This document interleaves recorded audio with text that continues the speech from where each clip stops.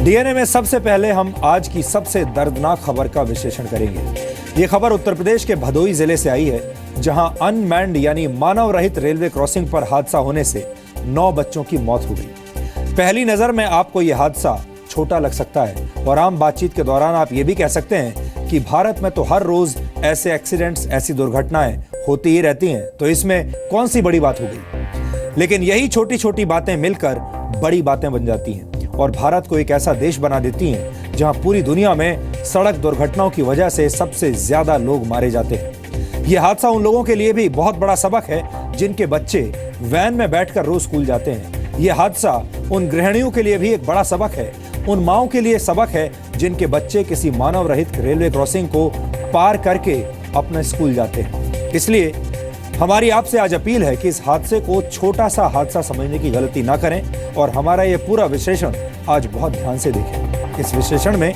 हम आपको आज भारत में मानव रहित रेलवे क्रॉसिंग की पूरी जानकारी देंगे और ये सवाल भी उठाएंगे कि अब वो वक्त आ चुका है जब देश ऐसी अनमैन्ड रेलवे क्रॉसिंग से आजादी मांग रहा है। लेकिन सबसे पहले आपको आज के इस दुर्घटना के बारे में जानकारी देते हैं। उत्तर प्रदेश के भदोही में एक स्कूल की वैन अनमैन्ड रेलवे क्रॉसिंग पर ट्रेन से टकरा गई। इस वैन में 6 से 14 वर्ष की उम्र के करीब 20 बच्चे सवार थे। चश्मदीद गवाहों के मुताबिक वैन का ड्राइवर अपने कान में ईयरफोन लगाकर गाड़ी चला रहा था और इसी वजह से क्रॉसिंग को पार करते हुए उसे इस बात का एहसास नहीं हुआ कि रेलवे ट्रैक पर ट्रेन आ रही है। इसके बाद ट्रेन और वैन की टक्कर हुई और 9 बच्चों की मौत हो गई। हालांकि इस घटना में ड्राइवर की जान बच गई है। आमतौर पर ऐसी मानव रहित रेलवे क्रॉसिंग्स पर रेलवे की तरफ से एक व्यक्ति को गेट मित्र के पद पर रखा जाता है। इस घटना के होने से पहले गेट मित्र ने इस ड्राइवर को चेतावनी भी दी थी,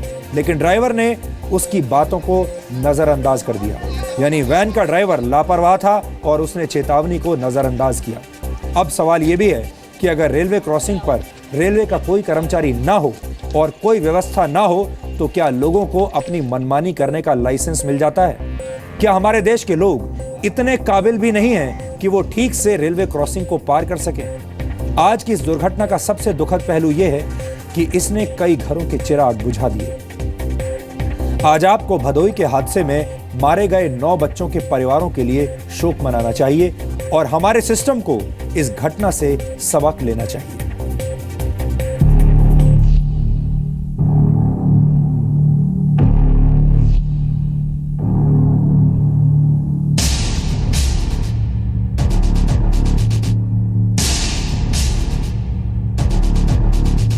बहुत ऐसा लगा जब गाड़ी लड़ी तो हमारी गाड़ी एकदम ऊपर चली गई। हम एक लड़के का हाथ पकड़ के खींचने लगे पर गिरा, आया ही नहीं, हम कूद गए वहां से। माँ ने बड़े प्यार से पूड़ियां बनाई थी, स्कूल के लिए नहला धुलाकर तैयार किया था। पापा ने संडे की छुट्टी वाले दिन खूब होमवर्क करवाया था, ड्राइंग भी करवाई थी।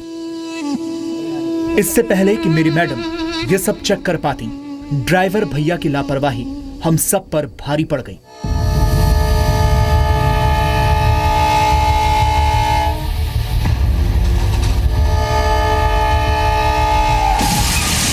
भदोही में हुए हादसे में मासूम बच्चों की ऐसी कई अनकही कहानियां हैं।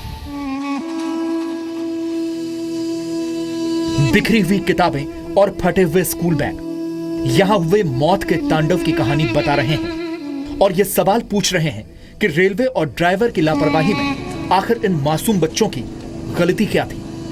ये तो इतनी बड़ी क्षति है कि किसी परिवार का तो भविष्य ही खत्म हो गया। 4 बच्चे ऐसे हैं जो इकलौते हैं, वो अपने माँ बाप के अकेले, एक ही घर के हैं, 3 बच्चे एक ही घर के, ऐसा हादसा हो गया।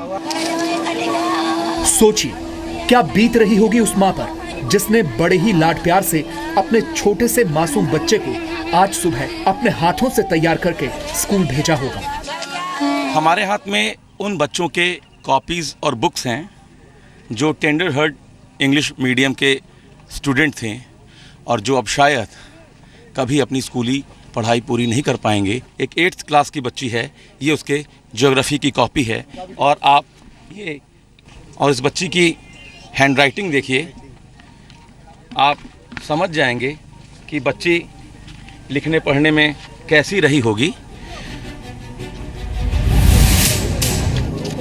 इस बोर्ड पर साफ साफ लिखा है कि रेलवे लाइन पार करने से पहले ये देख लें कि ट्रेन तो नहीं आ रही, लेकिन शायद इस ड्राइवर ने यह बोर्ड पढ़ा ही नहीं, और अगर पढ़ा भी तो अनदेखा कर दिया। भदोही के घोसिया कस्बे के टेंडर हार्ट स्कूल की यह वही मिनी वैन है जो हादसे का शिकार हुई।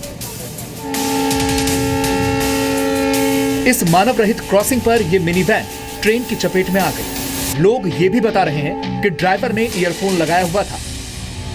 इस मानव रहित क्रॉसिंग पर मौजूद गेट मित्र ने ड्राइवर को रोकने की कोशिश भी की, लेकिन वो रुका नहीं। स्कूल वाली वैन थे, उस बगल जा रहे थे और ट्रेन कम से कम 600 मीटर पे थे और मैं रोक रहा हूँ उसको। 3 आदमी थे, लेकिन वो नहीं माना, वो एकदम तेजी से चले आ रहा है। ऐसे समय वो गाड़ी मार दी। क्या वो अपने कान में ईयरफोन भी लगाया था? लगा रहा क्या लगा रहा ईयरफोन लगा रहा? वो बिना पूरी लापरवाही बरतते हुए, पूरी असावधानी के साथ, बिना अप्रोचिंग ट्रेन को देखते हुए उसने वो अनमैन्ड लेवल क्रॉसिंग क्रॉस करने की कोशिश की और उस चक्कर में वो ट्रेन के इंजन से टकरा गया। हमारा वहाँ गेट मित्र मौजूद था जो उसने उसको आगाह भी किया कि देखिए ट्रेन आने वाली है, अभी मत आप क्रॉस करिए, थोड़ा सा प्रतीक्षा कर लीजिए। लेकिन घोर लापरवाही बरतते हुए, लोगों की ज़िंदगी को जोखिम में डालते हुए स्कूल वैन के ड्राइवर ने फिर भी गाड़ी आगे ले गए। इस स्कूल वैन में 6 से 14 साल के बच्चे सवार थे। वैन में इलाके के 6 गांवों के बच्चे थे। हादसा इतना भयंकर था कि स्कूल वैन हवा में लहराकर एक बिजली के खंभे से जा टकराई और कैरमऊ गांव के 7 साल के अभिषेक, 8 साल के नैतिक, 7 साल के शुभम और 10 साल के अर्पित की मौत हो गई। कैरमऊ गांव के ही 5 साल के रिंकू, 7 साल के दीनानाथ और 10 साल की स्वाति की भी जान चली गई। हादसे का शिकार मटियारी गांव का 14 साल का प्रद्युमन भी हुआ है। ड्राइवर जो है ईयरफोन लगा रखा था। वहाँ के गार्ड ने भी सूचना दी, इसको तेज से चिल्लाया, लेकिन ये नहीं सुना। इस तरह से रोकने की कोशिश किया, लेकिन उसने उनकी बात को नज़रअंदाज किया और बोला कि हमें देर हो रहा है, और ज़बरदस्ती, जो कि वहाँ पे कोई और बैरिकेड्स नहीं था, सिर्फ हाथ का इशारा था, भैया रुको, तो उसने नहीं फॉलो किया, इसलिए एक्सीडेंट हुआ। इसके पहले भी कई घटनाएं घट चुकी हैं। तमाम घटनाएं हुई हैं, जब से हम लोग जानते हैं तब से मैंने 4-5 साल से ज़्यादा ही घटनाएं बढ़ी हैं। 400 बार कहे हैं, सैकड़ों बार आश्वासन मिला है, लेकिन कुछ नहीं हो रहा है। और इसी वजह से यहाँ हो रहा है कि फटका लगा होता तो आज घटना न होती। एक्चुअली होता क्या है ना, एक सेकंड, एक ही गाड़ी कई ट्रिप लगाती है। कुछ बच्चे यहाँ से लिए पहुँचाने के बाद फिर जाएगा स्कूल पे, छोड़ेगा, फिर जाएगा दूसरी जगह लेंगे। इसी जल्दी के कारण वो मतलब रुका नहीं। हम लोग सर कई बार उस रेलवे फाटक को बनवाने के लिए कोशिश किया था, प्रयास किया था, और उस जगह उस सेट पर कई बार एक्सीडेंट हुए हैं। मांग तो हर बार की जाती है, बोलते बन जाएगा, 1 महीने के अंदर बन जाएगा, 1.5 महीने के अंदर बन जाएगा, बनता नहीं। जख्मी बच्चों को अलग अलग अस्पतालों में भर्ती करवाया गया है, जहां कई बच्चों की हालत गंभीर बनी हुई है। कैसे चोट लगी आपको? गाड़ी से। अच्छा, कहाँ जा रहे थे आप और कैसे लगा? उस समय आप देखे कि कैसे? जा रहा था तो लग गया धक्का। मैं बैठने के लिए प्रॉब्लम था, भाई बैठ रहा था, प्रफुल्ल बैठ नहीं पाया था, बैठा रही थी, उसका नहीं पता। मतलब अच्छा, बैठने की जगह नहीं थी, बच्चे खड़े भी थे? हाँ, मेरा भाई बस इससे पहले गाना सुन रहे थे, बोलते हैं गाना वो खत्म होने से पहले स्कूल पहुंच जाएंगे। हम गाड़ी में बैठे थे, पीछे से आ रही थी ट्रेन और मार दी, सब लोग फेंका गए।